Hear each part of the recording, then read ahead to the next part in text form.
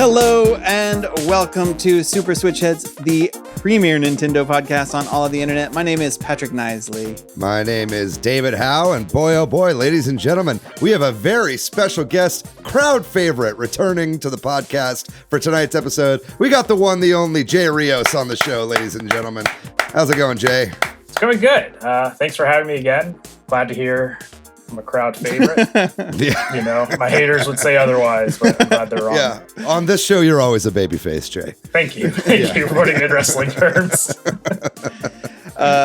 Jay, you are here to talk with us about the Game Boy. We're going to talk about the original handheld. I guess there were other handhelds maybe before that, but the big one. And our favorite memories of it and some of our favorite games and games we particularly want to come to the NSO service now that Game Boy games are on there. We've got a lot of other news and things to talk about as well. We're going to be talking, of course, about Splatoon because we talk about Splatoon a lot. We're going to be talking about Tears of the Kingdom. We're going to be talking about F-Zero. Oh boy. And maybe He's still my beating heart. Yeah. Maybe some sales information about some various sales going on and your last chance to purchase some things ever. And of course, Nintendo Switch Online and the Game Boy games they added to that. But first, how's everybody doing? How's everybody doing today? Pretty good. Yeah. I've been having a really chill past couple weeks. I've been really enjoying it. And yeah, I've just been having a good time, which is like, you know, not always the case. Nice to recognize when stuff's going good. But yeah, working a lot. Today was a pretty good one. Nothing really to report. I've been watching a lot of Veep. I've been binging my way through the show Veep. I have too. Oh, are you watching it currently? I'm finishing it. I started it years ago and I stopped for no reason. This week I watched a ton of it. Funniest show I just finished season 4, like right before we I just finished season 5. That's a funny coincidence. We're Eskimo brothers. Is that what that means? Anyway, what about you, Jay? How are you doing? I've been having a stressful couple of weeks, but you know, weekend was chill and, you know, happy to be here. So you just gotta keep moving on. I'm glad to hear. Yeah, you were at wrestling practice right before this, right? Yeah, and I'll have a good plug for that at the end of the show, actually. Very good. Right, just another reason to stick around until the end. Exactly. Stay for it. What about you, Patrick? How you doing? I'm okay. Today, I think I felt a little bit down or off. Today was the end of spring. It's the end of spring breaks. First day back to school for my family, right? And so I was in the rhythm of not waking up at 6 something a.m., which suits me. Not being in that not rhythm. Waking up at 6 a.m. Yeah, that suits me well. I prefer that as well. Same. But also I think like daylight savings happened, right? Like, but it didn't affect me until now because I wasn't really like living by the clock until today. So, but I'm doing better at being here with y'all. Honestly, this is brightening my day. So thank you. Glad to hear it. Same here. Patrick, I just want to say your game is looking really good. Oh, thank you. Every new thing you post about your game, yeah, really makes me want to play. It's like seems like a complete visual overhaul, and like looks like there's a ton of new like enemies and obstacles, and can't wait to try it out. I am trying very hard to do a lot of work on it right now while I can because I need to get a job very soon, and and so making a big push. But also that's a good call. At the end of this month, I don't want to like, I'm going to have a version I would love some feedback on. I'm hesitant to like send it to everybody because it's not going to be visually as good, even though it'll be better. It's going to be more like, if you can look past the fact that a lot of the levels are going to look the same, tell me what's working and not working from a gameplay standpoint. So if that is you, definitely send me a message and I will make another call when that's ready, probably in a week or two. Yeah, I mean, you don't need a job. Just make a Kickstarter and make $500,000 from a Kickstarter. No problem. And then you're set. 500,000. Why go that low?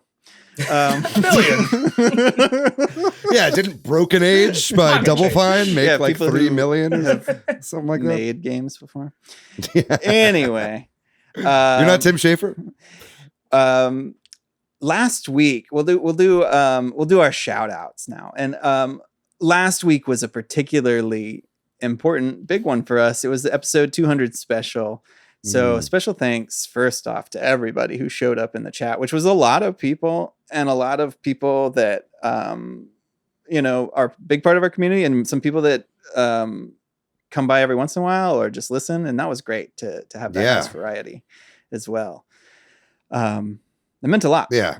It was like it was a very like humbling and emotional experience for me. It was a lot of fun. And I gotta say, I think the highlight for me was seeing David's dad in the chat. Talking to everyone else. That was just really great. Totally cool with all the cum stuff, my dad. That too. Yeah. No problem for my dad.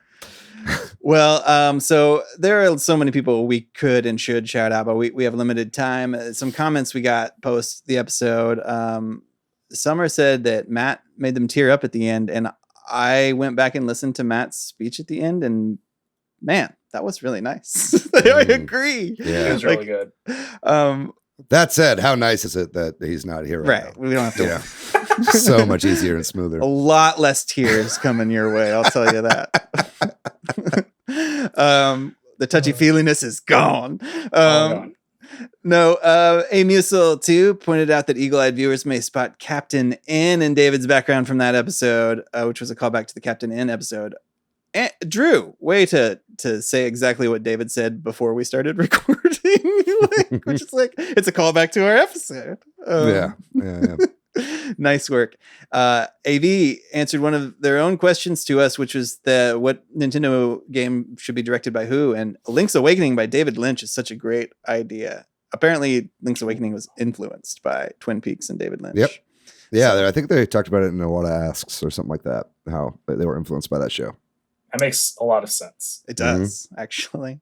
And then lots of other great comments, like from so many folks in our Discord. Ivy said some nice things just today that I didn't have time to grab on here. But over on YouTube, the Swerskinator said, one day we will get achievements in reference to our bringing that back up. I would like that. And Hans Gauger said they're sad they missed it live. They were the one who found us through Triangle Strategy, because we kind of talked about that in that episode. Oh, it was kind of interesting to hear how a lot of people shared that, I think, when we brought that up. And there's a lot of talk about it right now with Animal Crossing having its 3rd anniversary. Yeah, I think that was one of my favorite parts of the episode, was hearing like what people's first episodes they listened to were, or like one of the earliest episodes they listened to was. And it's like, man, we've been doing the show for a while. I don't even remember doing some of these fucking things.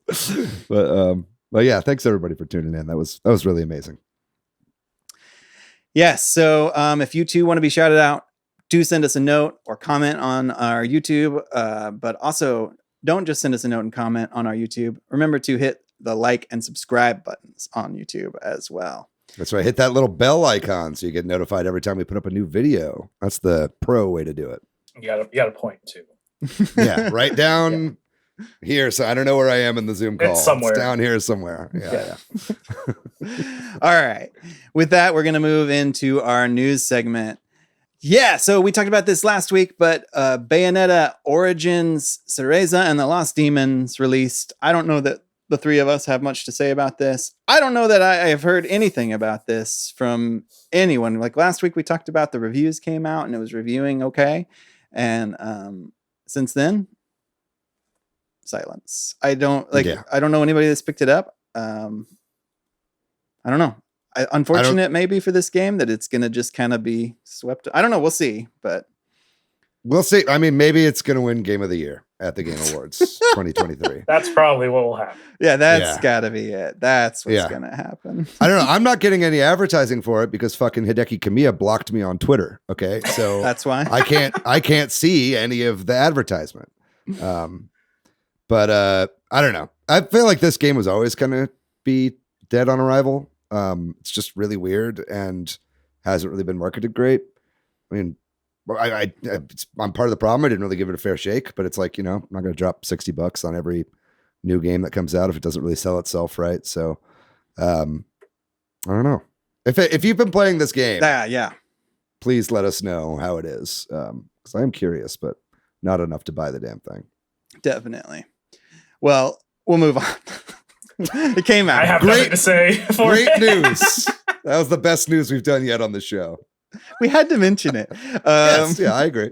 It's a big first-party Nintendo release. We'll move on to Splatoon, something we might have more to say about. And the next Splatfest has been announced, and it's what do we call these things? I've heard like cryptos. Cryptids sounds right. I think cryptids. It's cryptids, and if you're wondering what that is, it's like like cryptozoology, right? Like not real creatures that people think are real, supernatural, maybe. Yeah. Yeah, it's like creatures of legend, folklore, and lore. Yeah, there we go. Yeah, like the famed chupacabra. Chupacabra. Ah, yeah. Yes. In particular, that should have been there. Damn. Yeah. This is instead of Nessie, because the Splatfest is between Nessie, aliens, and Bigfoot, and I think I don't know. I feel like Nessie isn't as big of a thing anymore. Chupacabra should be there instead of Nessie. I don't know. I like all three. I'm a big fan of cryptids and like will they, won't they exist creatures. Maybe that's what we should call them. But I think like, of course I love aliens. I'm a huge UFO stan. If you've been in the Discord for the past like month, you've been hearing all my weird, wacky UFO stories.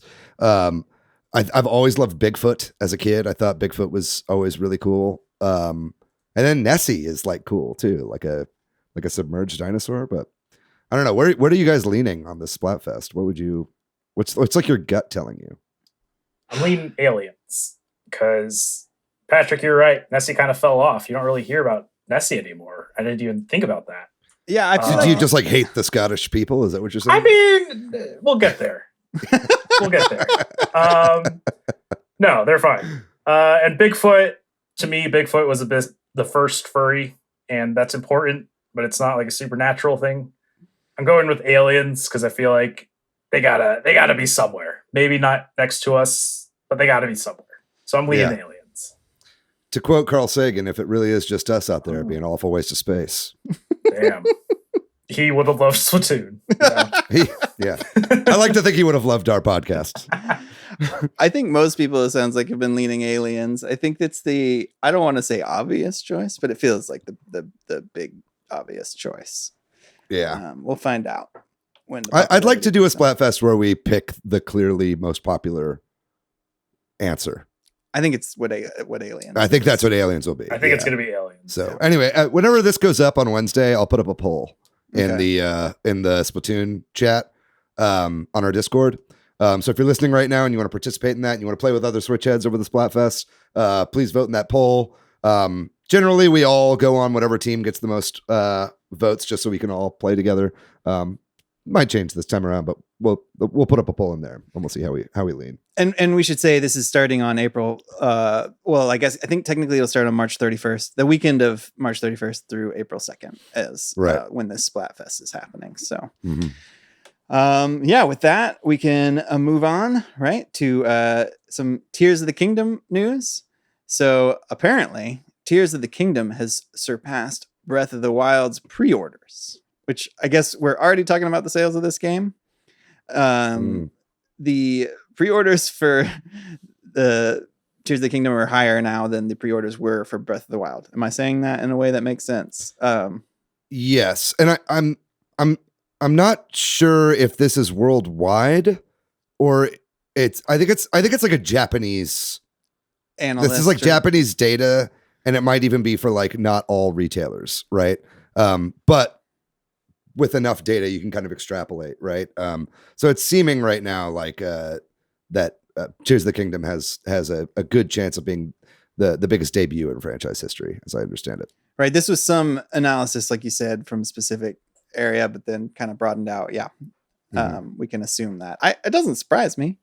More people have Switches now than people had Switches then and Wii U's combined. It's true. I think... I mean, I don't think anyone was like, oh, this Breath of the Wild game looks bad, but it's like coming from Wii U to Switch to already however many years into the Switch, a lot more of us now. So makes sense. I mean, there's that. There's also like Breath of the Wild was almost instantly deemed a masterpiece by everybody, right? And so it's probably, I would say it's pretty fair to say this is one of, if not the most like anticipated sequels of all time in games. Maybe Mario 3 had it beat right on the NES. That had a lot of anticipation behind it, thanks to the Wizard. Right. Not the Wiz. Not the Wiz. Yeah, not the Wiz. Very different movie. No, that has Michael Jackson in it. Yes. But yeah, no, I mean, this is great news, obviously. And I hope it does really, really well. Yeah, and I think this was based, like you said, on physical retailers, right? And which makes you think too, like with the voucher coming back, probably specifically for this, there's probably a ton of digital pre-orders for this game, with the $70 voucher savings you can get and stuff like that. So, it also goes to show that Nintendo's strategy of not talking about this fucking game at all is working. Yeah, you know what I mean? They don't have to show off a whole bunch of shit. It's been complete. They're not even going to be at goddamn PAX with Breath of the Wild or with Tears of the Kingdom. So it's like, their whole holding the stuff close to the chest is just making people edge even harder for this game.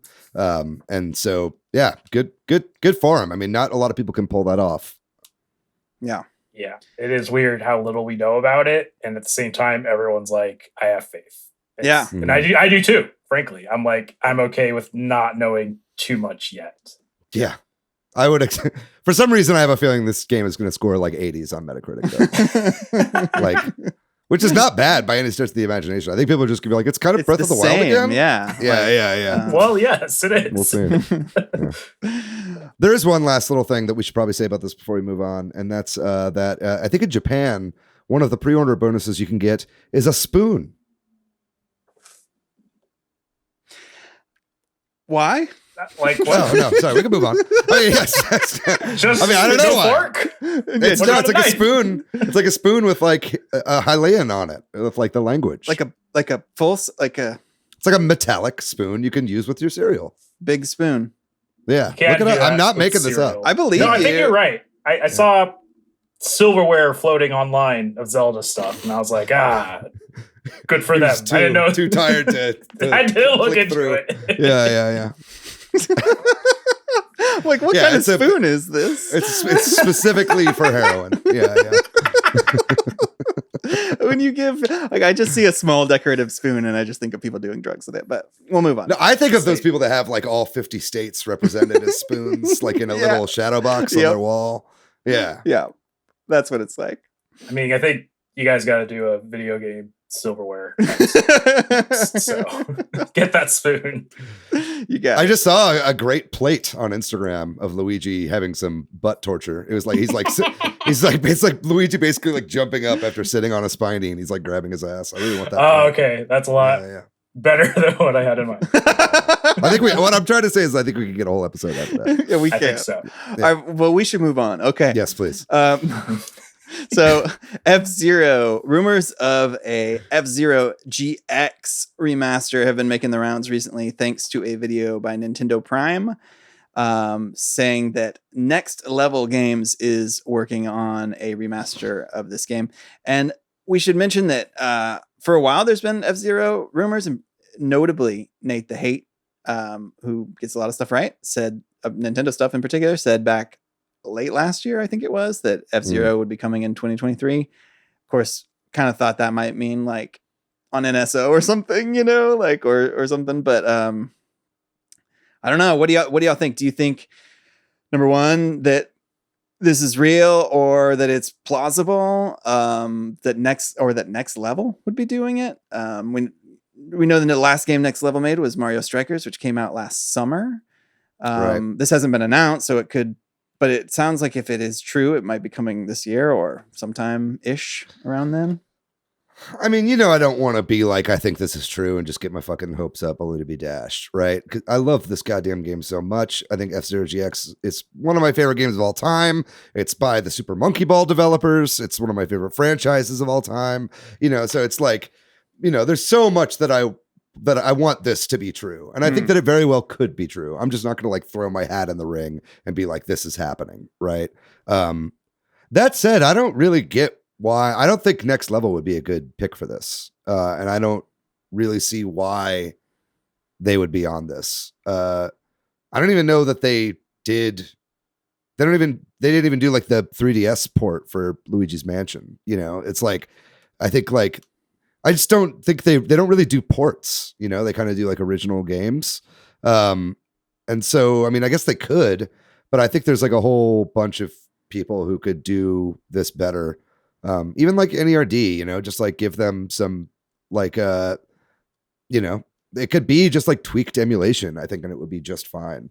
So I don't know. I mean, I say that, and I probably would have also said the same thing about Metroid Prime, and yet here we are. We got a remaster we didn't, or we got basically a remake we didn't need. That I'm really glad we have because it's amazing. So, whoever's making it, if it is being made, let's not fall into that trap. I just hope they really put emphasis on performance rather than flashiness. Somehow the GameCube version was able to do both, right? But it had that locked 60 that is like completely necessary for this kind of game. Yeah. I think it could happen. I'm honestly kind of leaning. I don't want to get my hopes up about this either. But to me, it seems more likely that would be part of like a GameCube NSO thing than coming out on its own. I just, I don't know. I don't see Nintendo having a lot of interest in bringing F-Zero back. But if they were to do it, I think like a remaster would be like dipping their toes into the pool rather than like a whole new game. So yeah, and possible. All you got to do is grab and slap. We know that. Oh yeah, and then since it's a remaster, you just do a little polish or something, right? No, but what they need to do is not do whatever online they're doing for NSO, because that would be absolute dog ass shit for this, right? Yeah, it would just wouldn't work, right? It just having that like 1-to-1 netcode, right, just wouldn't really work. So it's like. So I think if anything, if they just added like an online mode that used whatever they're using for, you know, Mario Kart, that seems to work just fine, right? So, so I think that's what I would hope. I just don't think we're going to be seeing GameCube on NSO. I think between this, Metroid Prime, Baten Kaitos, right. You know, we've also got Resident Evil 4. I mean, that's not coming to Switch that we know of. It might come to cloud, but it's like GameCube era is getting remakes here, you know what I mean? And so that's a good point. I think it's more likely that they'll be putting these games up for like 40, kind of like the Metroid Prime remastered.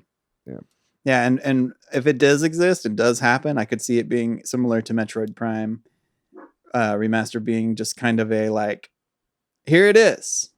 Like and the physical version will be out in a couple of weeks. Now that they've opened that door, I think this would be another game I could see them doing that to fill a hole and to get people excited.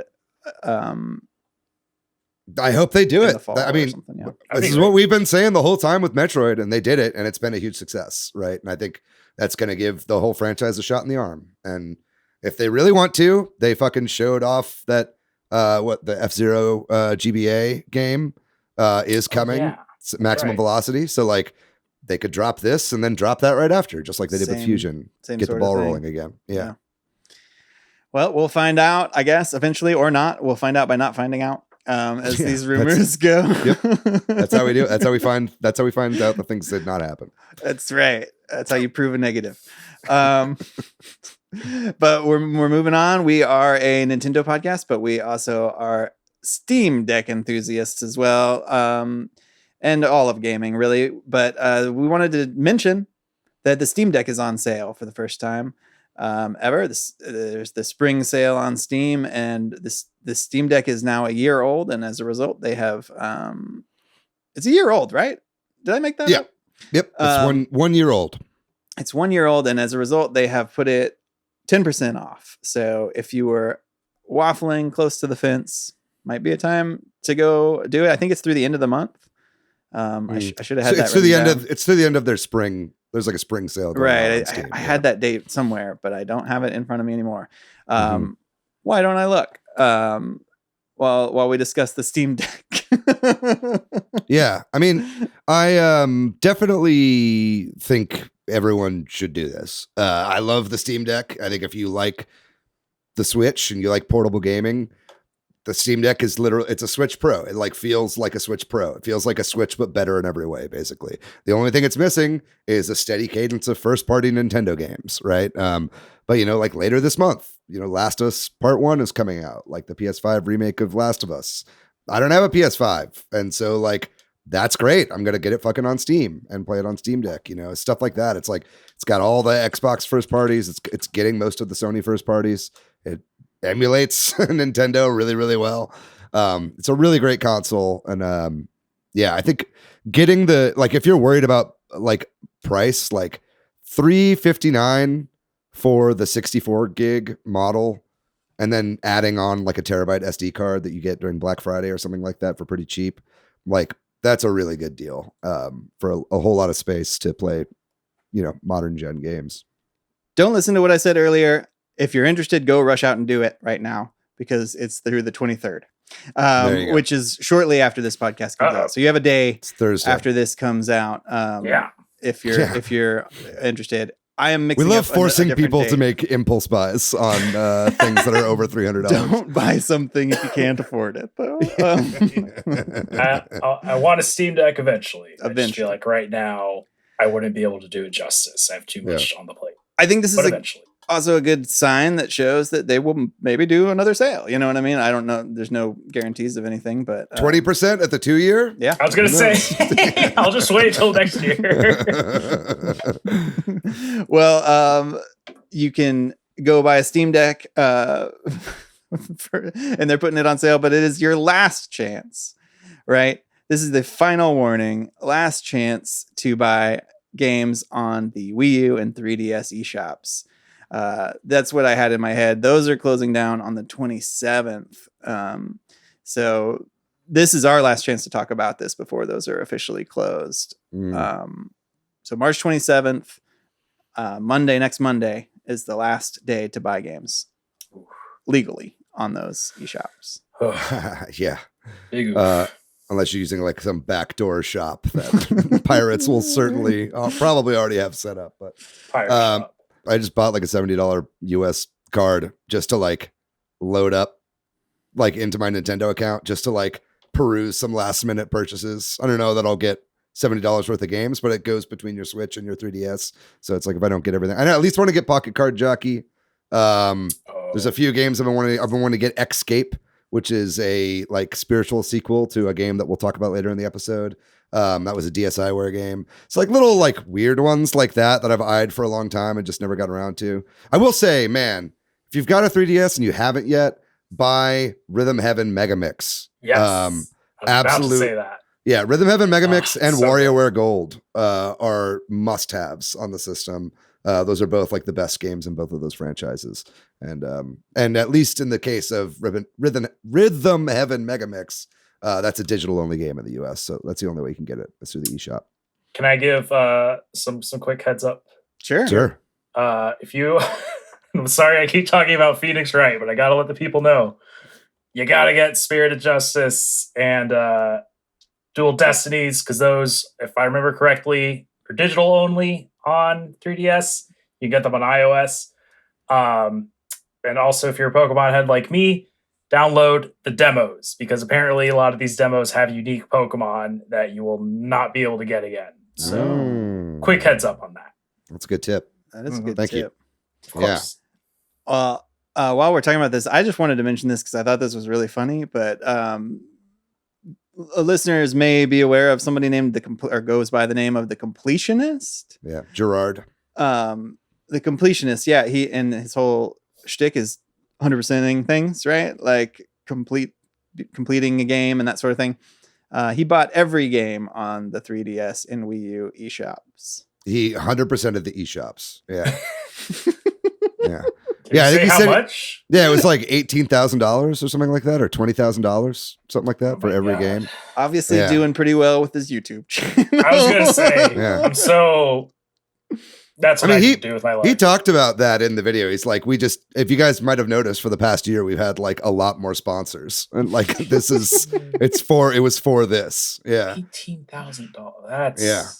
And the process of him, like, they bought all that money into eShop cards and like from like different retailers and shit. That And then must like have had to been hard. manually put stuff in and download every single game So onto it- like many different like hard drives and SD cards and stuff like that. So it was And, like 100%ing a really hard to 100% game or worse. yeah, like you could tell he was like miserable by the end of this experience, like in the video. 100%ing Yeah. life. Yeah.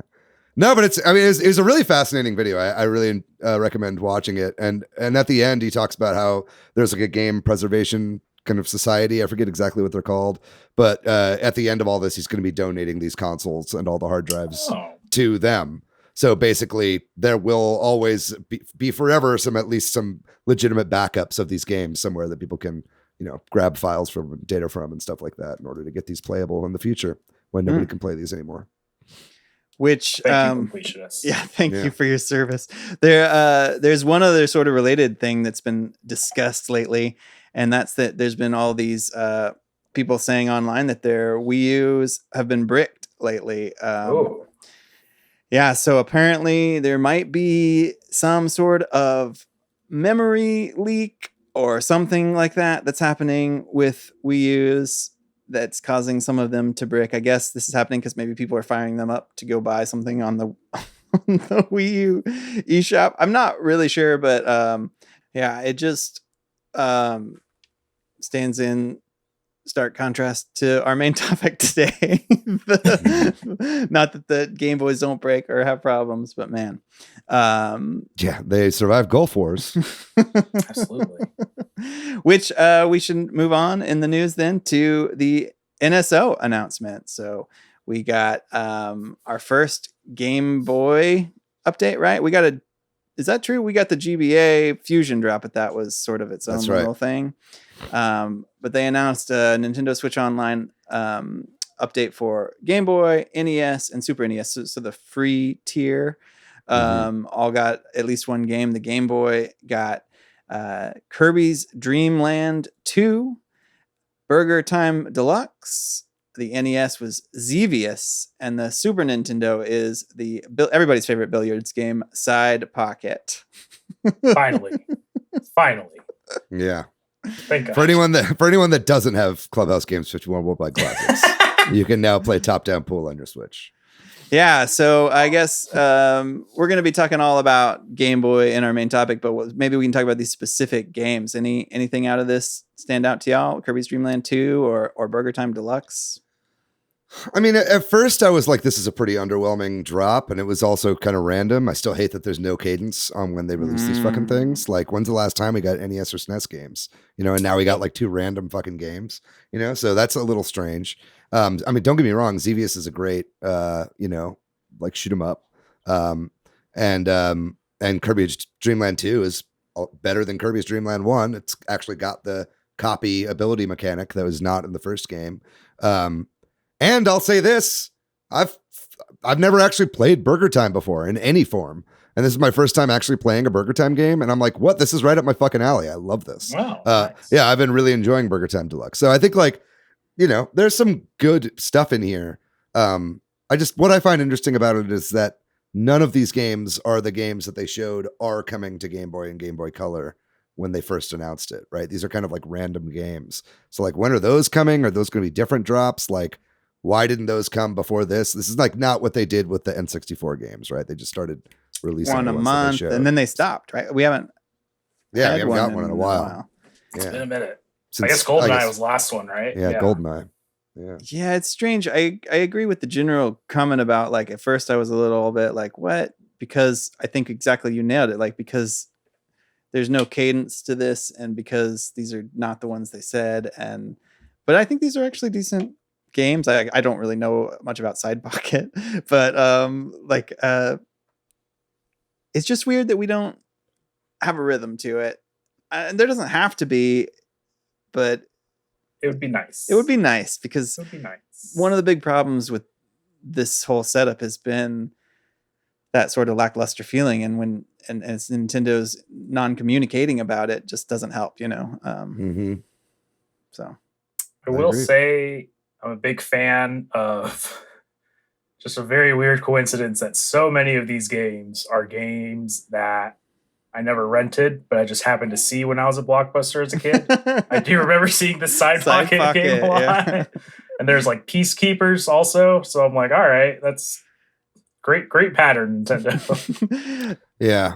It's a lot of Data East. We always get a lot of Data East and a lot of Jaleco in these drops. You know what I mean? Right. It's like, I think they just basically were like, here, you can have our entire libraries for pretty much nothing, and like, and then Nintendo is parsing them out to us over the course of years. Yeah. But I don't think we can expect like Square Enix games. You know what I mean? I think it's or like Konami. They're going to be just releasing those in their own collections because they can actually make money from them instead of whatever paltry sum Nintendo's willing to pony up to get them on the service. Turtles in Time, great example. Yeah, yep. Already out on the Cowabunga collection, whatever it's called. Well, if is there anything else about this specific drop or this aspect that y'all want to mention before we close it out? No, I mean, I'm a Burger Time convert now. I'll try it out now. I'm really curious to try it now that you mentioned that. It's fun. I mean, I'm a big fan of Donut Dodo, which seemed to copy so much of its style from that game. Yeah. Well, that does it then for our news segment. We're going to take a short break. And when we come back, we're going to be talking all about the Game Boy and some of our favorite memories of it and some of the games we would like Nintendo to put on NSO, realistic or unrealistic.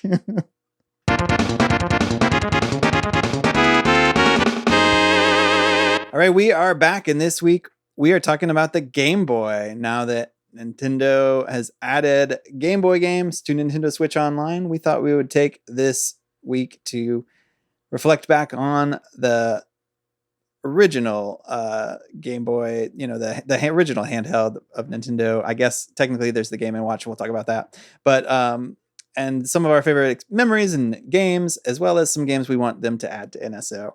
And the Game Boy Color. That's right. When I say Game Boy, I am looping in the Game Boy Color because that's how Nintendo does it. We'll just give a little brief history, even though maybe they shouldn't, but they do. Except they don't consider the Game Boy Advance. So we're really focusing on Game Boy Color today. Maybe we'll do a future episode on the Game Boy Advance, but for today, I think we should. Those. Game Boy Advance is an excellent system as well.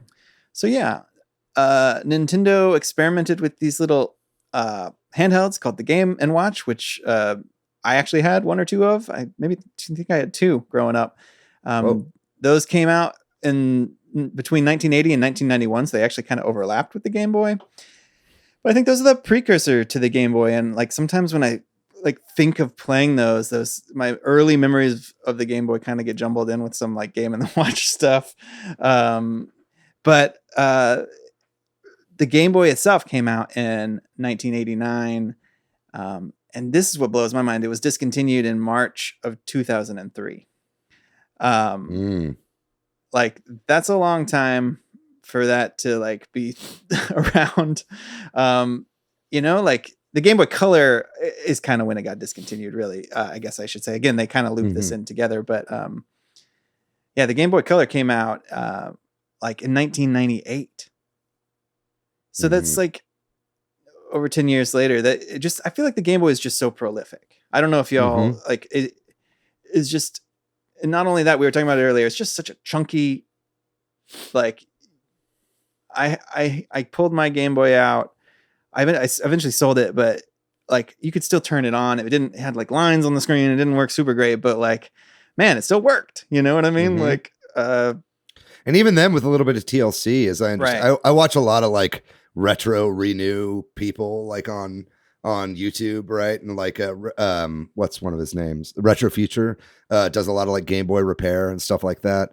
And so it's like a lot of that old stuff has just got shit on the contacts, you know what I mean? Or you put a new like IPS screen or something in there, not too hard to do. Still the same original hardware, but feels brand new and everything like that. Like Nintendo doesn't make hardware like they used to. Like we could drop it from a 20-story building and it still works. Yeah.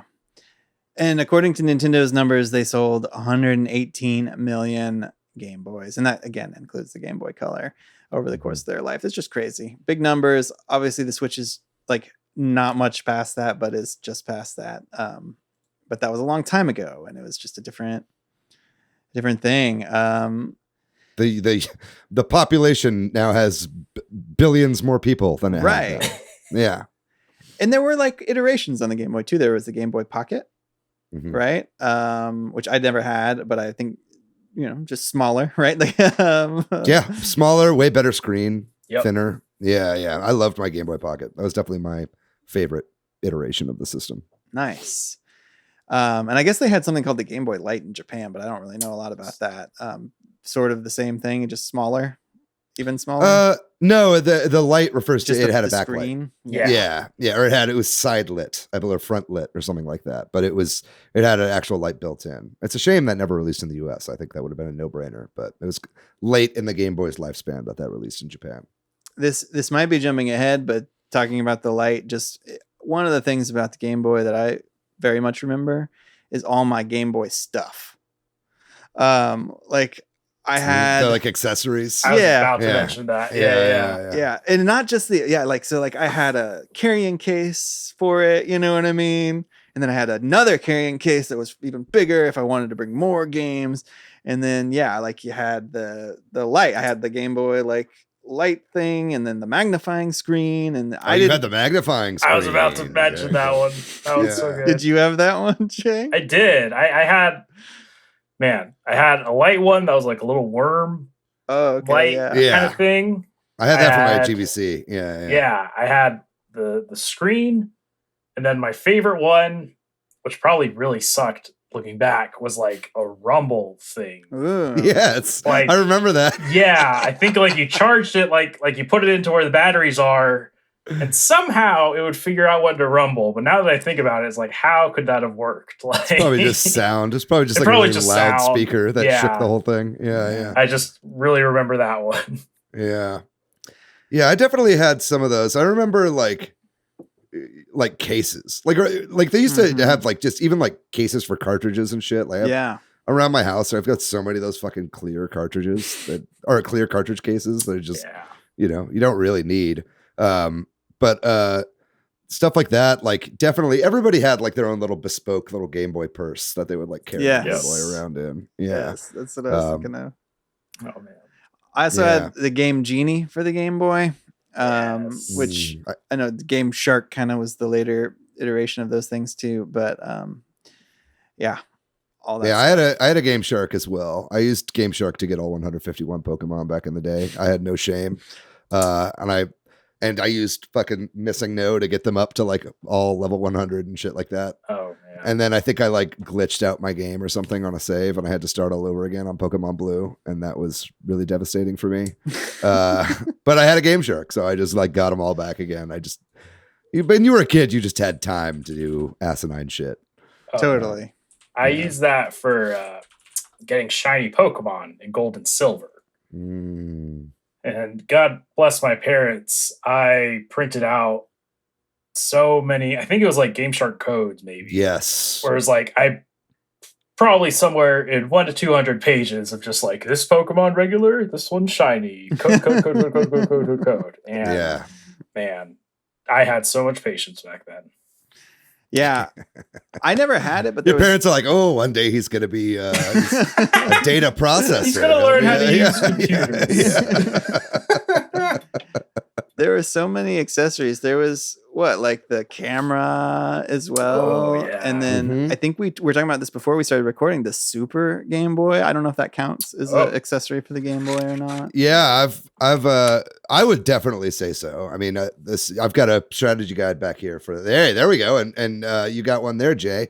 The Super Game Boy was basically a Super Nintendo cartridge that you could, it's kind of the Switch before the Switch in a way. You could play your. Yeah, it was. Will you show that again, Jay? I was cutting away to something during that. Yeah. We got the Super Game Boy cartridge right here. And it was really cool. It would give borders to games. Some games had their own borders that would work with it. Donkey Kong 94, a game we'll talk about in a little bit, had a whole arcade kind of border to it, and it added full color to the game well before Game Boy Color was doing something similar. That's I love the Super Game Boy. It's definitely a really cool way to play those games back in the day. It had my favorite one. I remember there's a movie theater one that was fully animated. Yeah. I think it even had an idle animation kind of thing. If you weren't playing for a bit, two of the people in the front would start whispering to each other. It was really cool thing to see as a kid. Totally. Yeah. And I kind of meant to mention this at the top when we were talking about the history about Gunpei Yokoi and how he was so instrumental in Game & Watch and Game Boy and all that. What an important person at Nintendo, and I think the game, associated with the Game Boy.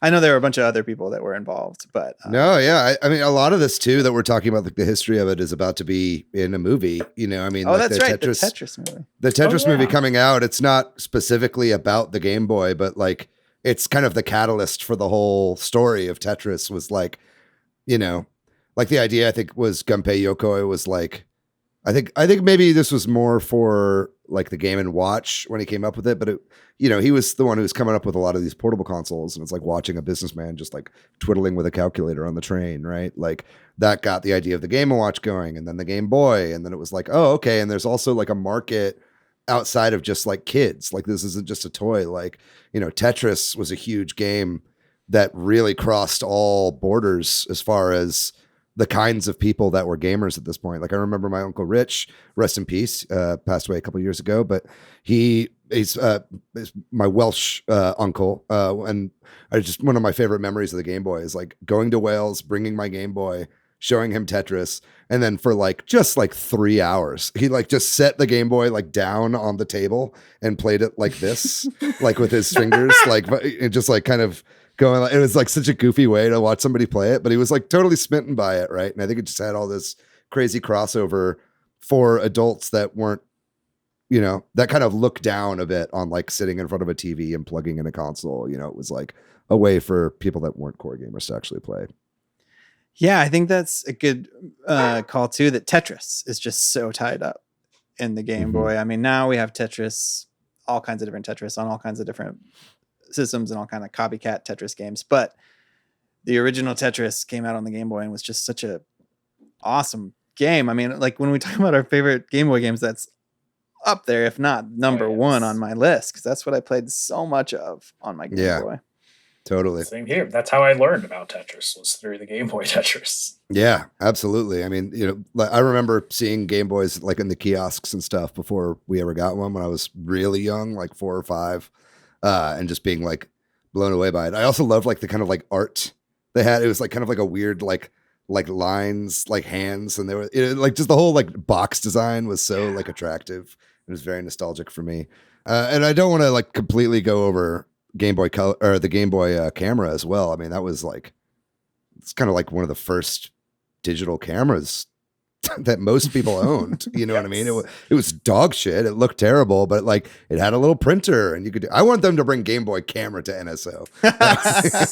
Honestly, bring it back. I had so much fun with that, and I even remember the commercial. I just remember a key selling point of the commercial was like, you could turn your mom into a bee. As a kid, I was like, hell yes, give me that. I just remember the smile. You're on Game Boy camera, like the Candid camera ripoff. Oh like, man, great! And stuff. the printer was cool too. Yeah.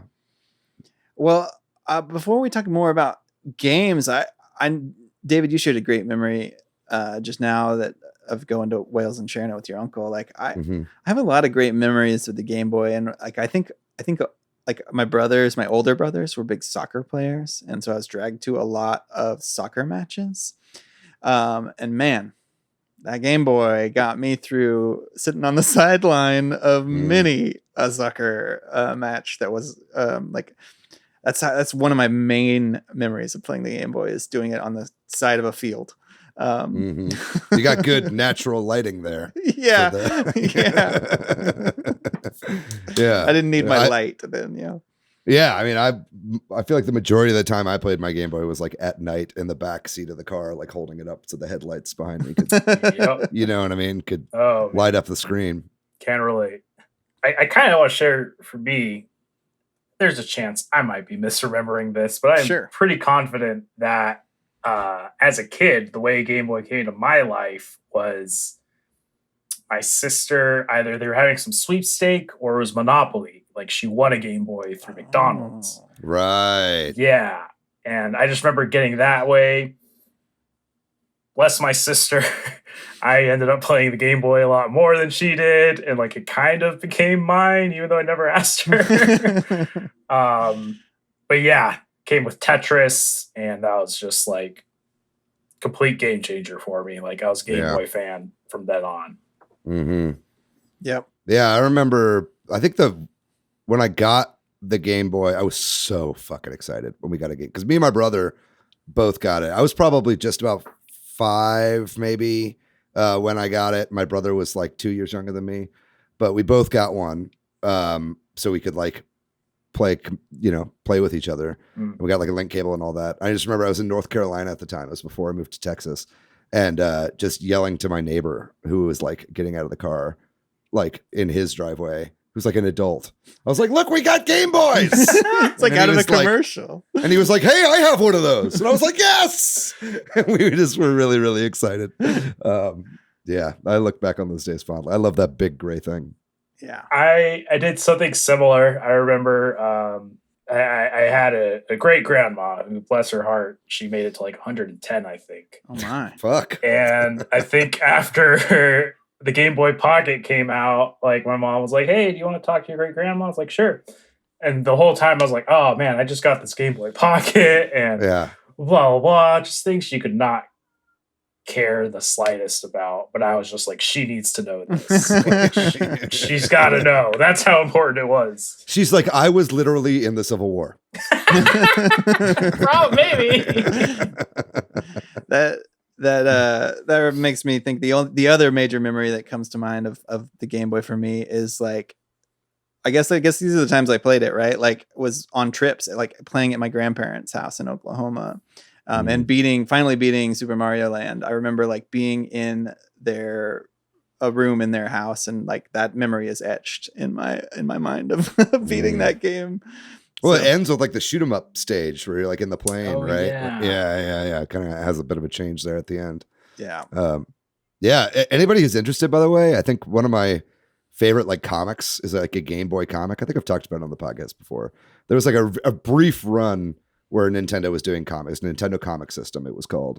And they had a run of like 4 issues of a Game Boy comic. And the first one, look it up. It's on Internet Archive. I keep trying to get copies of these again on eBay. I've got one at my parents' house somewhere. I might have it here, but it's like a really, really cool comic where like Mario jumps out of Super Mario Land. Or no, it's like some dude who like steals a Game Boy from the place where he works in like a mall, like accidentally unleashes like the bad guys from Super Mario Land. And then another kid, he's like, we got to fight the bad guys. So he like gets Mario to jump out, and it like ends in a giant climax on like the World Trade Center, which is crazy. But it's like a bunch of like aliens around the World Trade Center, and like Mario's jumping around and he's like really small. Look that comic up, man. It's really cool. This yeah. It's very 80s, early 90s nostalgia as well. The whole art style and the words they use. That's nice. Well, should we talk about games? Yeah. Let's do it. We already kind of, it's tough because, a lot of the real big ones, right? Like are obvious, are obviously going to be on NSO, or already are, but I feel like we have to mention them. You already talked about Tetris, right? Mm-hmm. But you got your Super Mario Land, Super Mario Land 2. That one's already on, but Land 1 isn't, right? Mm-hmm. So they'll add that. They must. They will. It's weird, yeah. right? Yeah. Well, it's weird, but I kind of get it. Yeah, because it's better an inferior game. Yeah. Yes. Like I was it's too still young. good. But, it's good. I just even remember as a kid, like I think that was the second game we got after Tetris, and like I couldn't get into it.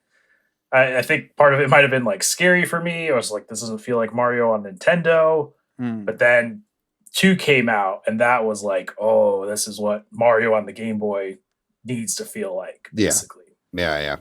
I think Mario Land 1 has a bitchin' soundtrack, though. I think it's like World 2, the like the da-da-da-da, I kind of remember that. I remember when I was a kid, I like came up with lyrics for that song. Wait, I think I'm not going to sing them right now, but yes. I just think it's kind of weird that they didn't throw it on there at the same time, right? Like they kept us stuck with just, I don't know. It's just weird. Yeah. They only gave us like 6 games to start with. And that's a bummer. But that's not what we're talking about. We're talking about good Game Boy games. I mean, we got to talk about Link's Awakening, obviously. A game good enough to where they literally did was make the graphics better on the Switch and pretty much Yep. kept the game That's as true. was. I mean, better controls, obviously. Oh, you don't have to yeah, go to the yeah. menu to change to a sword whenever you want it, but it's like, but I mean, that game is pretty much exactly as it was on the Game Boy on the Switch now.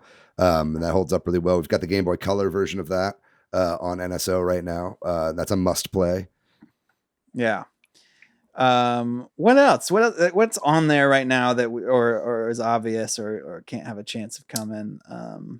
I mean, like Wario Land 3 yeah, is on the there Wario now. We're Land talking games. Game Boy Color. Metroid 2 is on there as well, which is surprisingly playable to this day. Probably not the best way to play that if you have a 3DS. Yeah. But still, very good game. Kirby's Dream Land. That was again. I think that was like one of those. I'm pretty sure it was like top first 3 of those games too, and that was my first Kirby game. Mm-hmm. But it's one that I think doesn't hold up as well for me now because then I played and it's like, oh, you can copy abilities. That's cool. Going back, it's like, oh man, you can't copy abilities. Mm-hmm. Yeah. Was it what about games we want or games that are unrealistic that we enjoyed at the time? I feel like that's more me. Like a lot of the games that I have in mind are things that there's no way are coming. But right. Well, I know one that probably definitely won't come, but would be really cool if it did, and that's Shantae. For the Game Boy Color. Shantae is on the eShop in like pretty much its original form, but with like improved emulation. So you can buy that game on the Switch now. So I think that's probably not. It's not even like it's part of a collection or anything. It's just like bespoke by itself on the eShop. So I don't think we'll see that in NSO. But I think it would be cool if it did.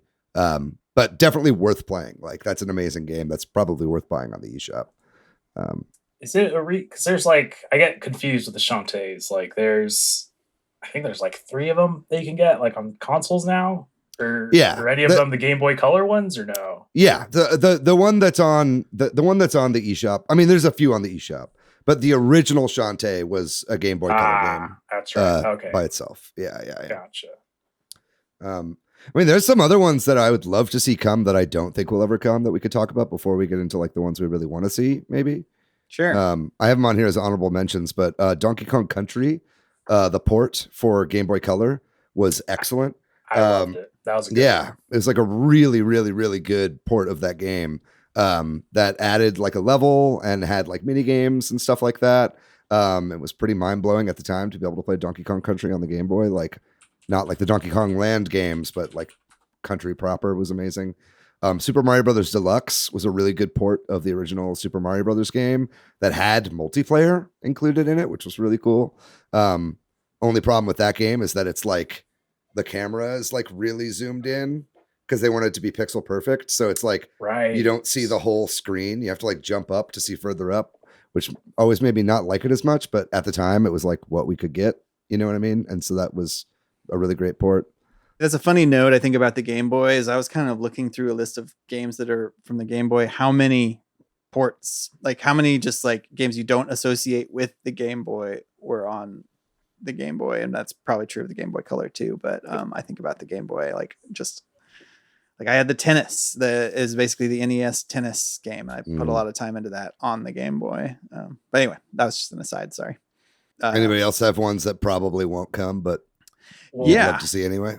Well, I think you can get these the Final Fantasy Legends games, which I think are just the Saga games. Actually, in the West, they call them Final Fantasy Legends. I've played a lot of those on my Game Boy. I spent a long time slogging through those games, but I would love to see them on NSO because that's where I would like to just dip in. You know what I mean? Like I don't really know that I want to buy these games and play through them, but I just want to experience that memory. I think you could play them in Collection of Mana. Yeah, I was gonna say one of them is in there. Yeah. Yeah. I guess if we're going first with like games that I think could go eventually, my number one pick, and then we just talked about this earlier, is Donkey Kong 94. Yeah. All right, so we're going into ones they should add then. Yeah, we can jump all over too. Yeah. I got confused. I'm sorry. No worries. No. Let's do it. Let's jump right in. Yeah. So I think that's the main one that they should add. I think that's number one on my list. Another one that I was just thinking about as I've been going through like my 3DS is Pokemon Puzzle Challenge. Yes. That is just like Puzzle League on N64, but it's on Game Boy Color. That is so much fun. They should add it. I don't see why they can't. Well, here let's stick with Pokemon Puzzle Challenge for a second, and I want to talk more about Donkey Kong. But it's like I think that there's like a trifecta. I think there's 3 games that I think they should bring to NSO. Really, I guess 4 if you count Pokemon Trading Card Game. But like it's like the Game Boy Color like side Pokemon game like trifecta. That would be Puzzle League or Puzzle Challenge, right? Which was an amazing version of Puzzle League, like on the Game Boy Color. Pokemon Pinball is in that as well. That's an incredible game. I think Pokemon Trading Card Game we know is coming, but I think this would be a really cool opportunity for them to release Pokemon Picross as well, because that game is complete and it's done. It just never was released, right? So that would be a really cool kind of Star Fox 2 style release like they did for Super Nintendo NSO, right? Like release that game that, is sitting in Nintendo Store. It got leaked in the Giga Leak. Like I've played it. It's excellent. And I think that would be a really cool addition if we're doing all those like side puzzle, side Pokemon games. You just reminded me, another game that I had and I did not understand at all at the time was, I think it was Mario Picross on Game Boy. Mm-hmm. I think it was called something like that. What? Mario's Picross. Yeah. Where was the first Picross game on Game Boy, David, or do you know?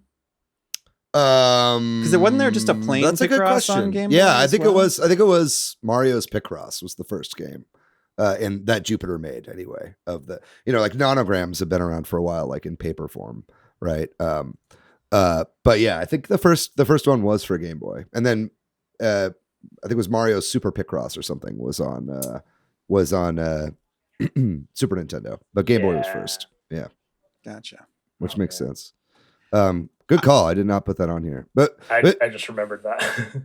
maybe we should quickly talk about Donkey Kong 94 though, because like that is like, I think pretty much the best Game Boy game. It's like an amazing game that a lot of people are familiar with it. It's not called Donkey Kong 94. It's just called Donkey Kong, right? But it was basically like, it played itself as like a port of the arcade game, but really you play like the first 3 or 4 levels of the arcade game, and that's like the full arcade game.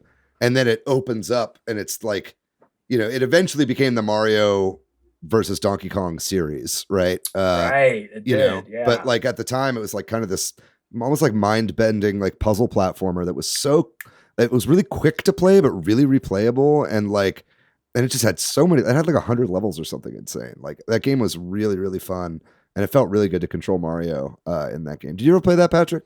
No, I still haven't. I hope they do add it. I mean, I've thought about emulating it, but it'd be a lot easier to just try it on NSO if they add it soon. They've got to, right? I hope they add Super Game Boy functionality to it, because it really made the game a lot better. That was the main marketing thing I kind of remember. It was like this game, like you could change color palettes, but I think that was the first game that like maybe it was designed for Super Game Boy to where it was like, it's not just everything's a shade of red or blue. It's like Mario was kind of like almost fully color kind of thing. Yeah. And I think that led to like Game Boy Color eventually. Mm-hmm. So I really hope they add that functionality in. Mm-hmm. I also think about the Game Boy as like a lot of licensed games that I had.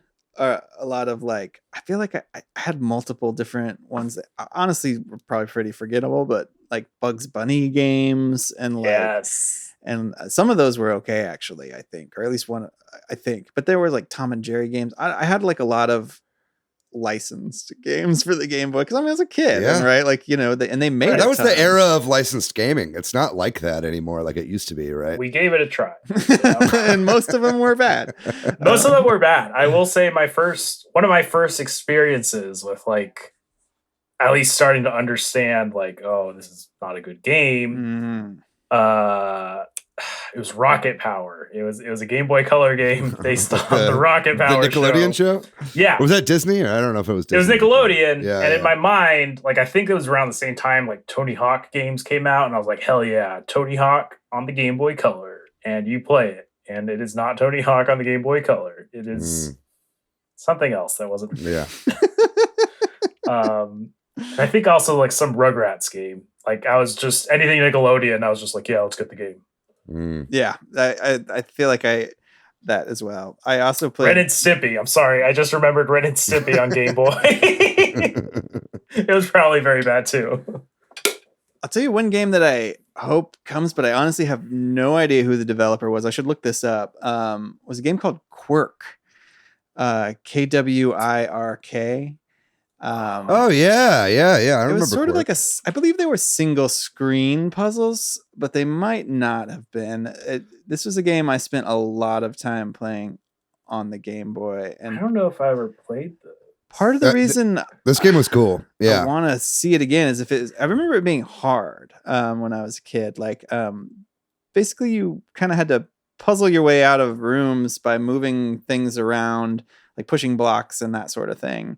Mm-hmm. And I don't know, I really enjoyed that game. I always loved the box art. It's like a little red ball with like a mohawk, like sunglasses on. Yeah, mohawk. like everybody at that time, right? Like I was about to say, it reminds me of I played it on Super Nintendo. Was Cool Spot. Cool. Cool Spot. It's the exact same thing. It's like in the '90s, just slap on some sunglasses. You got a mascot. I don't know the order of Quirk versus Cool Spot, but Quirk feels very much I think visually like Cool Spot. Well, I think they like because it was called like Puzzle Boy or something like that in Japan, and so it's like I think they just kind of like zhuzhed it up for the American audience and like gave him a mohawk and made him like a '90s skater guy.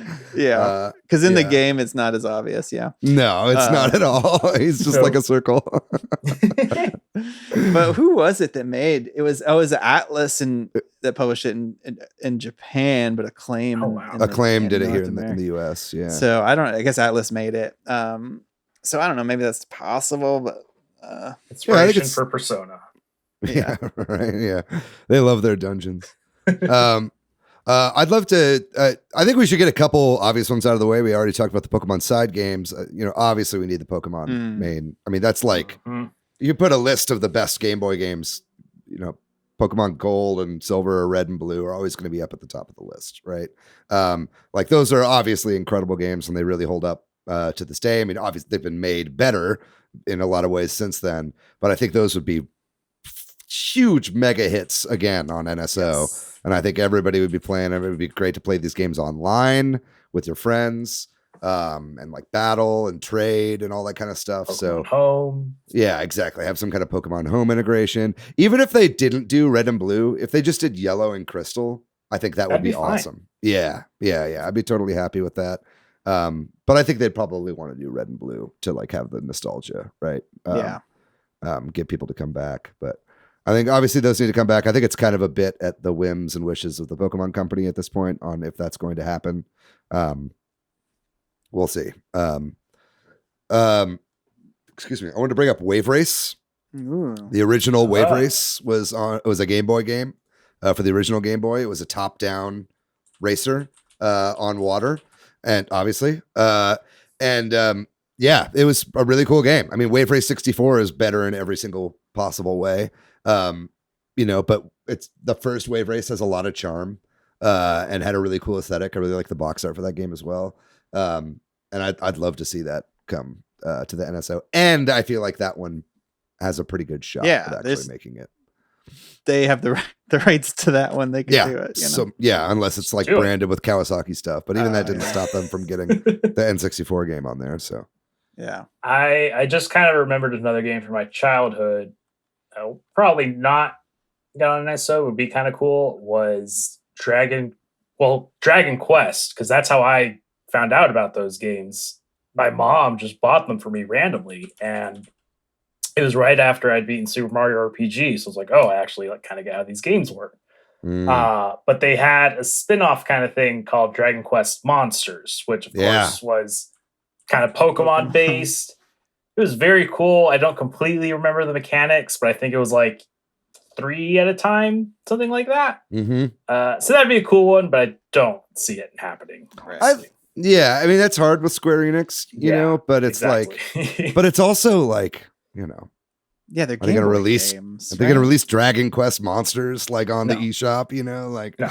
you know, I think they'd have an easier time releasing like Super Mario RPG again or something like digitally rather than on NSO. But one of these days, that's a good one, Dragon Quest Monsters. A game I really loved when I was a kid that I used to play. Like one of the few games that I played with link cable with my brother was Radar Mission. You guys ever play that game? No, I don't even know what that is. It was a first-party Nintendo game, and it was basically kind of 2 games in one. One was just Battleship. It was like basically just a non-Battleship version of Battleship, right? But it was great because you're playing on a Game Boy. You don't have to like set up the pieces and move stuff around and all that kind of stuff. And it had like really cool character portraits and designs and stuff like that for the players that you would play as. So that was half of the game. And then the other half of the game was like you're a submarine and you're underwater and you're kind of like shooting stuff as they're like going, like other subs as they're going by underwater. You try to like rack up a bunch of kills. But it was really fun to play because it, you know, it was actually like a reason to use the link cable, right? And like play competitively against somebody. So I played the shit out of Radar Mission when I was a kid. I feel like that kind of was the, you know, the precursor to like Steel Diver. If you ever played Steel Diver for the 3DS, oh yeah, you know what I mean? Like that was kind of them going back into that well of this kind of like military naval sort of game. The kind of gameplay of Steel Diver was like the side-scrolling sub section of Radar Mission, but really cool games. That'd be a lot of fun to play with people online. I was just reminded of something. I never played this, but I do remember, I guess, 2 ports that were like on PlayStation. Were there was like a Metal Gear Solid Game Boy game, and there's like a Resident Evil Game Boy game. I'm pretty sure. Mm-hmm. And yeah, I've got that on my list too. At least Metal Gear Solid. Did y'all play any? Like, I never touched those games, so I have no idea. But I just kind of remembered them. I never played the Resident Evil one, although I've heard that's actually pretty fucking good. Mm-hmm. But Metal Gear Solid, also known as Metal Gear Solid Ghost Babel, is an awesome game. It's really? like, yeah, it's really, really good. It's non-canon to the Metal Gear Solid franchise, but it's like excellent. It's like probably one of the best Game Boy Color games. And it's it's like, it kind of is them going back to the top-down 2D style of like the NES and MSX Metal Gear games, but with a lot of the like quality of life improvements and like new elements that they added in like the PlayStation game, right? So it's actually a really competent game that holds up really, really well today. That would be an awesome one to come to the system, but again, that's kind of at the whims and wishes of Konami, and they haven't really been supporting the NSO service that much. So, but yeah, definitely, it's worth like emulating that game. It's super fun. I might do that. There's a random game the only other one I have on my list that I have like strong memories of that I would love for them to bring to NSO just so I could fire it up again. And that's Roland's Curse. Ooh, I've never heard of that one. No, it's a Japanese game. I think it was Sammy that made it. So it was just a Zelda, like, honestly. I don't think it was anything special, and there's a reason you probably haven't heard of it. But like I spent a lot of time playing it. And I would love to play it again. And I think there's a chance of that one coming to NSO because it's one of those games where they'll like drop it and everybody will be like, what's that? And I'll be like, oh, I played that. I didn't play this, but I also just remembered Shadowgate on Game Boy Color, which, if I'm remembering correctly, Shadowgate was like a famous point and click kind of thing. I did get that on Game Boy Color, and it was one of those games that like scared the crap out of me, but I was like, oh, this is nice. It kind of got me into point and click games. Shadowgate Classic, I think it's called on Game Boy. There we go. And I also remember there's one on N64, but the graphics at the time were too good for me, so I was like, nope, this is too scary, can't do it. No, I loved these like first person dungeon, like Wizardry for the NES was a similar game. Yeah, it'd be really cool to have some representation from this genre on NSO. Good one. I've also like looked up Roland's Curse, and It had a sequel, Roland's Curse 2. Oh, I didn't know that. Yeah. Bring them both so we can Bring them see. both. Yeah. Both of them. I got a couple more on this list. Obviously, we talked about Super Mario Land. I think that's going to obviously come. And then other land games, the Donkey Kong Land games are unique Donkey Kong games. You know, it's like they're not like amazing, but they're pretty fucking good. And it's, you know, I think the graphically is like where they've probably taken the biggest hit because they tried to do the pre-rendered thing on the Game Boy, and it's like kind of really muddy and hard to tell what's going on. But there's some really cool levels in those games and some really good music. And, you know, I think those are obvious ones. There's 3 whole games there that they could bring over. I did not know about this. Like Donkey Kong Land? Yeah, I don't think I knew those existed. If I remember correctly, I think that was a game that they marketed for Game Boy Pocket. Mm-hmm. I think so too. The screen kind of changed from like that green hue to like, I don't know what color, beige something. Mm-hmm. And yeah, I just remember seeing lots of ads in games of like, oh, Donkey Kong Land. It looks different than the green Game Boy screen you're used to. Yeah. Yeah, that it also had some like Super Game Boy functionality too. It had like a tree border around it. And but yeah, it's Donkey Kong Land 2, and I think Donkey Kong Land 3 was also a game. And they were like, some of the levels were kind of from the Donkey Kong Country games, but most of them were brand new. Yeah. Those are really cool games. I'd love to see those. Alleyway was one of the early Game Boy games that was basically Arkanoid or Breakout. But it like starred Mario. Oh yeah. Like in the little ship or whatever.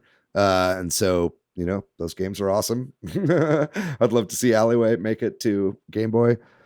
And then I think the last one on my list is this one's kind of a long shot, but I think it could happen. And that's X. Are you guys familiar with X? No. What is So X is a game that was made by Dylan Cuthbert, who is the creator of Star Fox.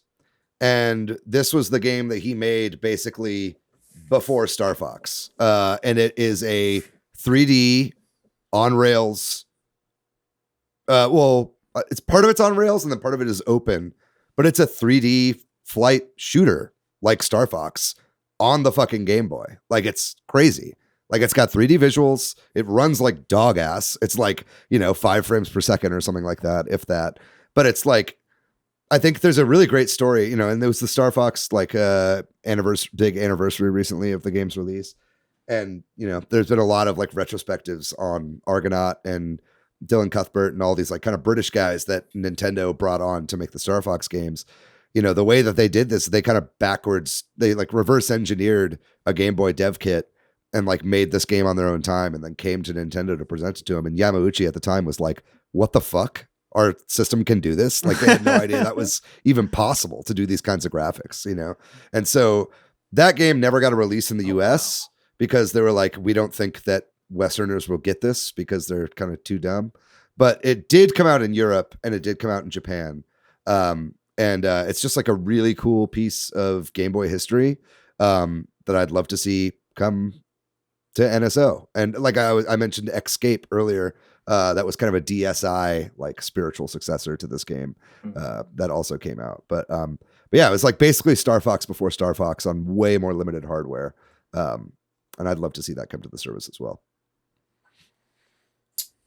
I think I got one more on my list. Yes, please. It's a big one. Uh-oh. It could happen. It might. I was digging around. Well, I forgot to show earlier. The only Game Boy games I could find right now are Kirby's Dream Land, way back in the day. What I'm very excited to show is a game that I think all true gamers will know and will completely agree with me. Absolutely needs to come to the NSO, and if it doesn't, I'm gonna get rid of my Switch. It's the Game Boy Color port of Little Nicky, starring Adam Sandler. Yo, put that right up on the camera there so we can see that a little bit. That is a movie tie-in game for Little Nicky, and it has got a teen rating. It's rated teen, and as a child, Little Nicky was my favorite movie. I don't know why. Maybe it still holds up. I haven't watched it. It's really weird, but it would be kind of cool. Because there's I don't want to. I mean, Alone in the Dark came on like day one. You're right. Yeah. Never mind. It could happen. But it's just weird because the beginning of Little Nicky is just a scene with like John Lovitz being a pervert, spying on a neighbor who's changing. And as a kid, I was like, oh, this feels like adult material. Why is this rated T? Like, oh my God. But I don't know. It probably sucks now. It was just something I found, and I was like, you know what? Put this on NSO, Nintendo. That's funny. There were so many licensed games for stuff like that. That's just weird. Yeah, how Adam Sandler, of all my movies, Adam Sandler was like, we got to make a game out of Little Nicky. Hell yeah. Well, thank you so much for admitting that you own that. I'm proud. I'm not ashamed. I'm sure I could get at least $4 for this. I mean, there's so many shitty Game Boy Color games I could bring up too that I'd like Magination was a game that I fucking loved when I was a kid. Did you ever play that? I remember that. Yeah, I didn't play it, but I remember hearing about it a lot. It wasn't like bad. It was just like, that's never going to come to NSO. Yeah. The Animorphs Game Boy Color game was basically a Pokemon clone, but with Animorphs. Right. That's become like kind of a cult hit over the years. Because of like speedrunning events and stuff like that. People like play Animorphs. They like to speedrun Animorphs for the Game Boy Color. But yeah, it's just like a crazy time. And also, I'm sure we've forgotten so many games because there are like a million games for both Game Boy and Game Boy Color. So if people are listening right now and they have favorites, please share those with us in the comments. We'd love to hear some of your favorite Game Boy games. I had to look up this Little Nicky gameplay, and I gotta say, the animation of him walking and it's kind of that. It's very fluid. I remember, like he's limping, like he does in the movie. Yeah, exactly. Like, and like as a kid, I was like, "This is real graphics." We're here. You know what game? I mean, I do remember the ads for this game. I used to see the ads for this game in like every video game magazine that I read when I was a kid. But I think one of the best looking Game Boy Color games is probably that Lara Croft game, or like the Tomb Raider game. You know what I'm talking about? What was it? I never called? played it, but I do remember. Yeah, it was. I think it was. Maybe it was just Tomb Raider starring Lara Croft, or it was maybe Curse of the Sword. But it was like, but whatever it was, it had like it had really crisp graphics. And then it also like kind of played a bit like, or graphically, it reminded me a lot of like Prince of Persia, where there's a lot of like baked in like character animations for like all the different things you could do. That's a really great game. And I hope that comes as well. I don't know. I mean, fucking Square Enix sold their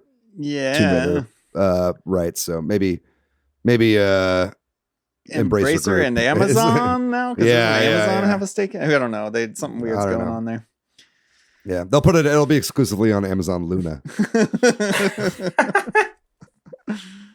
Oh boy, man, this has been a lot of fun. Is there any other games we want to mention before we kind of wrap this up?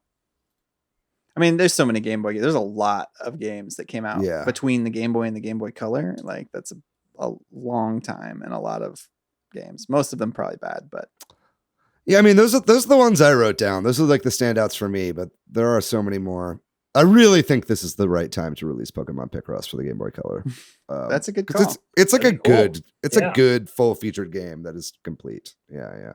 There's one on the 3DS that I downloaded because it was free. I don't know if that's like based on it or anything. No, that's just a new one. Just a separate thing. Okay. Yeah.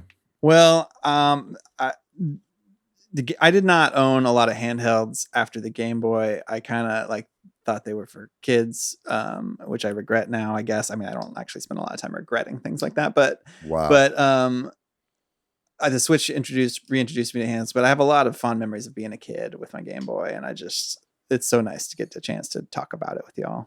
Yeah, totally. And you know what? Absolutely. I think that a lot of these games have a chance to really reemerge and flourish on the Switch. I'll tell you this, like playing Game Boy games with like the Game Boy Pocket style on here with original, like mimic original style turned on with like the scan lines and the grids and stuff, like feels really good, especially on the OLED. It just looks really crisp. The scaling is perfect. You know what I mean? It like, I don't know. It's just like, it feels really, really natural to play Game Boy games on the Switch. I'm amazed they didn't come sooner than they did. Yeah, I was gonna say that's something I think they really nailed with the Game Boy NSO. Is I never even thought of that, honestly. It's like, oh, I want a Game Boy Pocket filter, but trying it out, I was like, man, like, Yeah, this is really good. And like, I usually it's the play way my to go. Switch. Yeah, I usually play it docked, but I was like, man, I gotta play this, like, relive the memories again. And like, they really nailed it with those filters for sure. Yeah. All right, then. I think that does it. Any last words for the Game Boy? Anybody? No. Long live the Game Boy. Yeah. I want the Pokemon games, but I'm like, I could see them doing those separately to like make a little more money, and I'll give it to them. Just do it. Just get them on my fucking Switch. I just want them on my Switch, bro. I just want, like, Pokemon Stadium's going to feel weird if it's only rental teams. Let's be honest. You know, we need something to bridge that gap. Yeah. Well, that does it for this episode or the main topic portion of this episode on the Game Boy. We're going to take a short break, and when we come back, we'll talk about the games that we've been playing recently. I think I said last week, I've been spending a lot of time building levels for my game and playing them, and I'm going to be looking for people to play test that soon. But I've been taking a lot of Splatoon salmon run breaks when I'm working on that. So I'm back on that a lot. I honestly haven't played a lot of other games, but I think longtime listeners of the podcast will be very pleased by this anecdote. Today, I got my son home from school, and he goes, "What's that Disney game that we have? That's like that we played one time a long time." I was like, Disney Tsum Tsum Festival. He goes, "I want to play that." And I was like, okay. So we fired. Isn't that Matt? Didn't Matt buy that? I bought a physical copy because it was like $15. It was the cheapest way to like get it. So I fired up Disney Tsum Tsum Festival today, where I was like, I'm not playing, you're playing. And then after like 30 minutes, he begged me to play with him. And I had fun. We spent Ice Cream Scooper. This is ridiculous. We probably spent an hour to somewhere between an hour and 3 hours playing the coin pusher game. So there is a little mini game in this game to just earn coins. It's kind of just like super easy. You remember those old arcade games where you put in a quarter and it drops down and then it pushes the thing out and maybe more money falls down. They have those at pinballs. They do. I get addicted to them. I have to be careful. Yes. The Wizard of Oz one, I just... It's super satisfying to play the Disney Tsum Tsum. I don't think I ever tried it before today. Oh my gosh, we wasted a lot of time playing coin pusher. I need to try Tsum Tsum. It's time. I don't know. I think we need to do a Disney Tsum Tsum retrospective episode. Well, I am prepared right now. I'll buy it. Several of the mini games. So I could follow along. Get Chris McKeever back. Oh my God. Still our number one most viewed video on YouTube. Even though it has no video portion, it's just audio, but whatever. Nice. Is that what you've been playing this week, Patrick? That's it. Splatoon and Disney Tsum Tsum. That's insane. You've been playing that again. Fire up Little Town Hero next. I didn't. I swear I had zero. Like I was kind of like, it's bad. Like I don't want to do this. Like I refused. I refused. But then we had fun. He was right. And you know what he goes? Oh. He goes, see? At some point he was like, he kind of rubbed my face in it. He's like, you're having fun, aren't you? And I was like, yeah. He just gave you a little slap across the face. I guess so. Well, listen to me next time, Dad, when I tell you something. You old piece of shit. Don't let your son talk to you that way. Yeah. But anyway, I'll go next. I haven't been playing too much. Like I said earlier, I've been playing Burger Time Deluxe. I've been really enjoying that drop on Game Boy. Game's hard. I use the rewind feature a lot, but I'm also still learning it, so I need to get better at it. But it's my aunt, also rest in peace. Actually, no, not my aunt. It's my mom's mom. It was my grandma, my grandmama. Everyone old around me is dead, but she was a really big fan of Burger Time. It was the only video game she liked, and I never really played it. Now I'm playing it with her. I'm like, this one's for you, Grandmama. And then what else have I been playing? I've been playing a little bit of Splatoon 3, more Chained Echoes as well. Finally got over a little bit of a hump that I was at. which I think is just, I think whenever it starts to open up and you can all of a sudden do like a ton of side quests, I think I just need to just do the main quest. You know what I mean? I just need to like barrel through and just like keep going. Otherwise my attention, I get like overwhelmed by choice and I just need to barrel through that game. So, so I'm trying to get that done by the time we do our next JRPG club. And then, I picked up the Dead Cells Return to Castlevania DLC, and I haven't played a ton of it yet. And hopefully we'll be talking about this a little bit more next week. A little bit of a spoiler for what we might be talking about next week on the show. But it's great. It's awesome. You've got all these enemies from the Castlevania games. You can go into Dracula's castle. You got weapons. You can play as, eventually, I haven't unlocked it yet, but you can play as Richter and Alucard. And it's really great. It's got all, just for the music alone, it's really, really cool to play a new modern game with Castlevania music, and I really hope we get some new Castlevania stuff soon, because this is really starting to whet my appetite for more in this world. But yeah, definitely worth picking up. I hadn't played Dead Cells in probably 3 years or longer.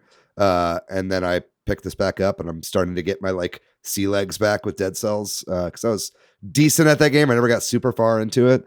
But man, it's a fun game and it's really good with a Castlevania skin on it. What about you, Jay? What have you been playing recently? Oh boy. My two main things I'm trying to prioritize right now are Chained Echoes and Fire Emblem Engage, which is like stressing me out. Yeah. Because Chained Echoes is great. I think I sometimes been going back and forth, but I think at this point the story is like really gripping me that I'm just like, even if I'm getting a little bored with this section, I keep going and end up playing it again. With Engage, it's such a weird game where like I felt like with Shin Megami Tensei 5, I was like, the story's not great, but the gameplay's good, but it's just not holding me. With Engage, the story's even worse, probably. Like the more I play the story, the worse the writing is, but then these really weird characters come up. And the battles are just so amazing. I'll just spend so much time just like customizing these characters for like one battle. I want to be done with it soon, but I still love it. But otherwise, I started WarioWare on GBA, which is the first time I've played it. Oh, really? How are you liking it? Oh my God. That might be one of the funniest video games I've played in my life. Like, I'm familiar with WarioWare. I started with the GameCube one. Just go play it if you need to laugh. Just the cutscenes are so funny. The cutscenes are so funny, and some of the games just kind of like I have to pause them because it's so funny. There's always like really buff dudes. Yes, in it. There's like a bunch of like bodybuilders and there's like a lot of that. Yeah. And it was them trying to do kind of like photorealistic, right, like, for the Game Boy Advance, and it was really weird looking. It's so good. Yeah. So there was that, but then this weekend I actually played some Mario Party with some people in the Discord, and then I played some Splatoon 3 with the Splatoon crew from the Discord, and that was a ton of fun. We I think we maybe got like 10 matches in a row. It was great. Nice. With no disconnects? Yeah. Man. Shout out Google Fiber, Yeah, finally, you're in the Fiber squad. I love it so much. It's so we gotta play a lot more NSO online now that you have Fiber. Yes, yeah. Because I feel like every time we would play before, I'm like, man, I really want to play with Jay, but I know your internet was kind of dog ass before. Also, it's like the third time I've said dog ass this episode, but I think it's fine. It was warranted for how bad that internet was. Yeah, but now I'm like, dude, now I really want to play like some like online like Game Boy games and Hell stuff. Yeah, totally down. Cool. Well, that does it then, right? That's it for our episode on the Game Boy. Thank you so much, Jay, for coming on and talking to us. Yeah, no, thank you for having me. This is a ton of fun. Love the Game Boy. Thanks to MilkyWay.co, who does our website. Thanks to Corduroy, who does our music. If you're looking for me, Patrick Online, you can find me most places, PBYX. I'm pretty much everywhere on the internet at Monolith Fiji. And what about you, Jay? Where can people find you online? You can follow me on Twitter at TheHuge27. I'm pretty sure that's how you find me. If I can also just give a quick wrestling plug. If you're in the Austin, Texas area, April 1st, We'll be having a fight opera show at the Flamingo Plant Company. So please come check it out if you want to see some wrestling. It's good stuff. Nice. I thought you were going to cut a whole wrestling promo right here, right on the episode. Oh, man. Be one of those buff guys from Yeah. One of these days. I'll get Yeah, that. yeah. Next time we have you, do a pre-record made specifically for the Switch Headz audience. We'll get butts and seats. Man. Yeah. Okay, I'm going to do that. That's All right. a good Hell goal. yeah. Well, if you'd like to find our show on social media, gang, we are at Switch Headz on Twitter, at Super Switch Headz on Instagram and Facebook. We got a website, switchheadz.com. And then we've got a Facebook group and our Discord, both excellent communities. We'd love to have you join the Discord. It's always popping off. I feel like the Discord has been recently been great. And everybody, it's been a very, very nice place to be, especially with the big 200 episode. Was really, really great to have everybody kind of sharing memories and stuff like that. It's really, really heartwarming place and an excellent community of people. So please join us there. But that's going to do it for this episode on the Game Boy and the Game Boy Color. What amazing systems! I'm so glad they're finally on the Switch. We're gonna do an episode at some point soon about the Game Boy Advance too. Not next week, but sometime in the future. If you guys have ideas for that, or you want to hear us talk about specific games on that, please feel free to let us know in the comments. Like we said, please give us a subscribe on YouTube if you can. But other than that, gang, we're going to call it for the episode. We'll be back next week with another fantastic episode. Can't wait for you guys to listen to that. But in the meantime, y'all know the drill. Stay safe out there. Be kind to yourself. Be kind to one another. Dust off that old Game Boy. Maybe bring it to a Go 4. See if it can withstand a blast. But other than that, we'll see you guys next week. We love you very much. Bye-bye.